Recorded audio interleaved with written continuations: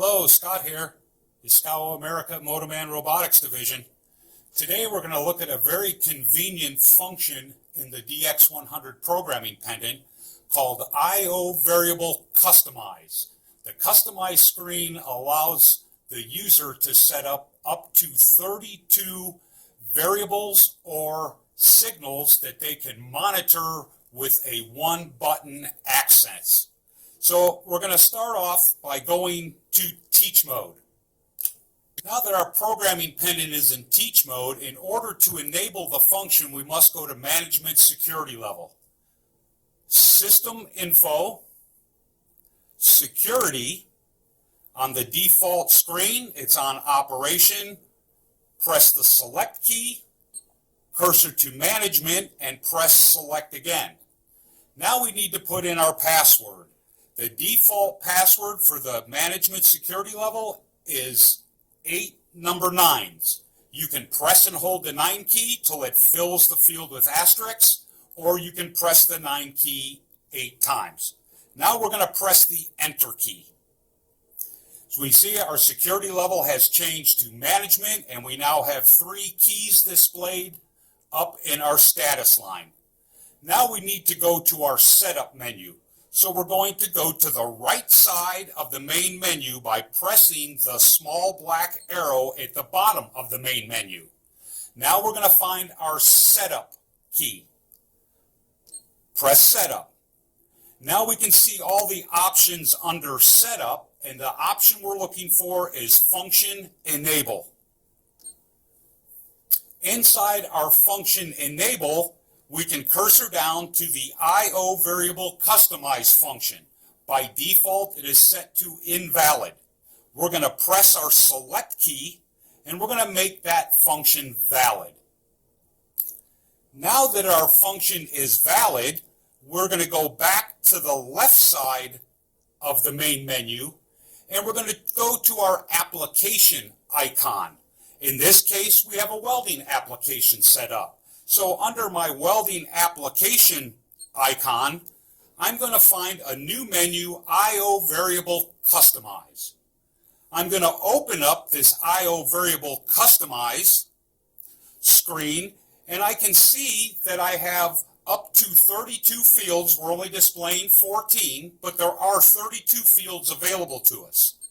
I'm going to move my cursor over to the first field, and I'm going to press select. And I can see that I can set it up to not monitor.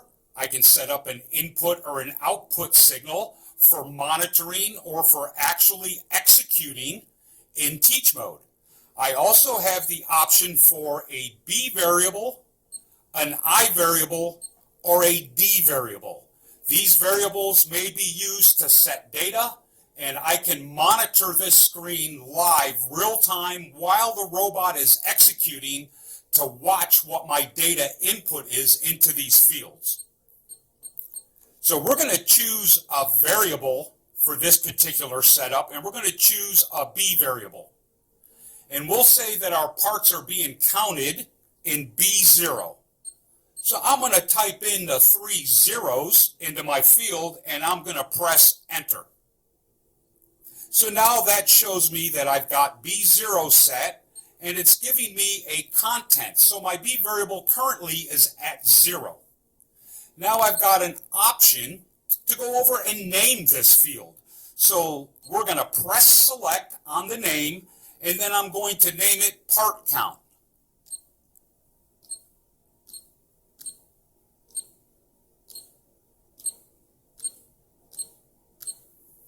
After I've named my field, I'm going to press the enter key. Now I can also press the enter on the touch screen or on the programming pendant, it doesn't matter. So now I've got my name named. So if I go into my variable icon and go to my byte variables, I can see that that name has ported over right into my name file. So now my variable is named for part count. And let's say I'm going to change this, or I have executed 25 parts in my system. So I've changed the data to 25. Now if I go back to my icon for my execution tool, I can select I/O variable customize, and I can see that my contents is now at 0. So at the end of the shift, the operator can look at the screen, document how many parts was run, and then they can cursor over to it, press select, type in 0, press enter, and they can reset the count for the next shift. Now I can also choose to do a output signal or an input signal.